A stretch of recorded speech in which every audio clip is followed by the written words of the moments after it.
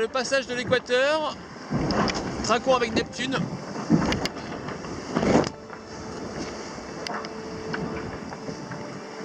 Ah, il a un peu chaud. La dernière fois qu'on était passé là, c'était le 16 novembre dernier. Donc de nouveau, la tête à l'endroit, l'hémisphère nord. Ça fait du bien, ça marque voilà, la dernière ligne droite vers les Sables d'Olonne. Mais la météo n'est pas simple jusque là. Et en effet, ça se complique. Armel, suivi 17h et 49 minutes plus tard sur l'équateur par Alex Thompson, est englué dans un poteau noir à la hauteur de sa réputation. Et les deux hommes vont devoir ensuite négocier au mieux l'anticyclone des Açores qui va leur barrer le chemin en début de semaine. Le Pacifique lui aussi a des allures de poteau noir, surtout pour les skippers aux alentours du Point Nemo, l'endroit le plus isolé de la planète. À bord d'Amilcali, on est par 52 Sud et on se croirait dans des alizés faibles. Donc voilà, c'est plutôt sympa, mais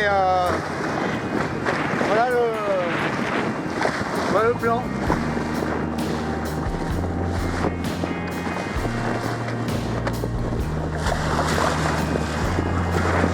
Voilà,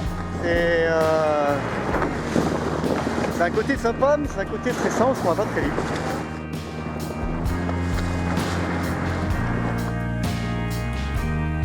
C'est une vraie guerre des nerfs là, on a une barrière anticyclonique devant nous.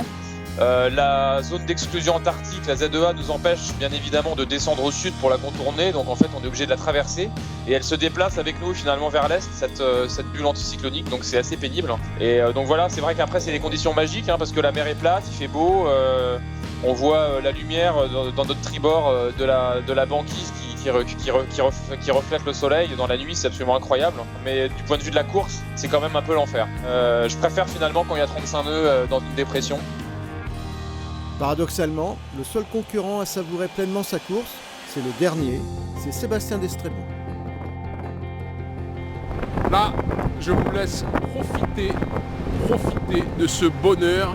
30 nœuds de vent, A7, un riz dans la grand voile, grand soleil, short t-shirt, le pied.